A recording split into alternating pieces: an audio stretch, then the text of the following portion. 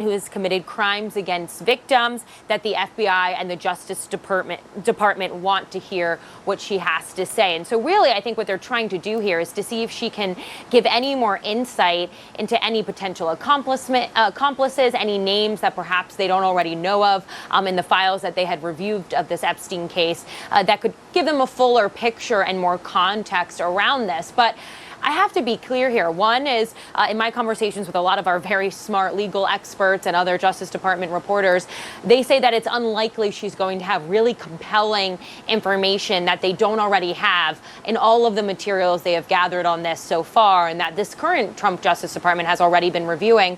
But then also, I think you can't overstate how rare this is. It honestly, very rarely, if ever, has happened that you have a deputy attorney general flying to a place like Florida to meet with a convicted felon, particularly for a case as big as this one, involving Ghislaine Maxwell, who was so closely tied to Jeffrey Epstein and, of course, involved some of the heinous sex crimes that he was convicted for as well. And so this is highly unusual. And I think another point that's worth noting as well is, of course, the politics around this. I mean, part of the reason many people think that this was even organized in the first place is because there's been so much scrutiny of this administration's handling, but specifically the Justice Department's handling of this case overall. A lot of people calling for more transparency, feeling very dissatisfied in that memo they had released earlier this month, saying that they were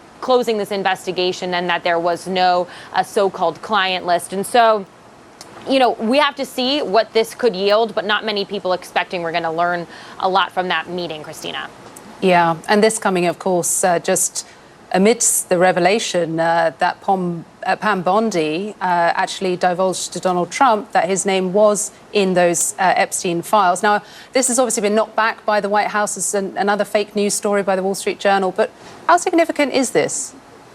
Yeah, and also, just to get to your point, they actually aren't disputing, because I spoke at length with many people here at the White House about this yesterday. They said they're not disputing that the president's name is in the files. They actually are arguing that they knew that they would be in the files. They were in some of the materials that the Justice Department had released earlier this year. What they're disputing, when you hear from the White House Communications Director Stephen Chung saying that this is fake news, they're trying to argue and push back against the sense that perhaps he is tied at all to some of nefarious conduct done by Jeffrey Epstein, that there was any wrongdoing on behalf of the president. Of course, there is no evidence to suggest that, and no one has really reported that or stated that. I think the big thing here, of course, is that when Bondi, the Attorney General, briefed President Donald Trump on this in May, she told him, look, part of what is in these documents that we have reviewed is your names. Your name comes up multiple times, as does, I should note, the names of several other high-profile figures. The Justice Department believes,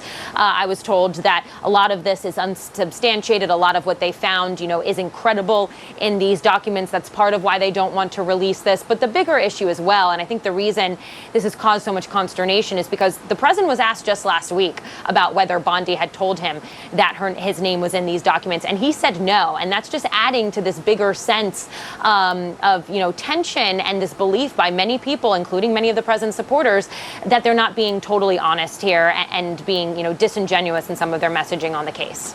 Yeah. And that, of course, is what is continuing to stir this up. Elena Treen from the White House, we appreciate it. Thank you.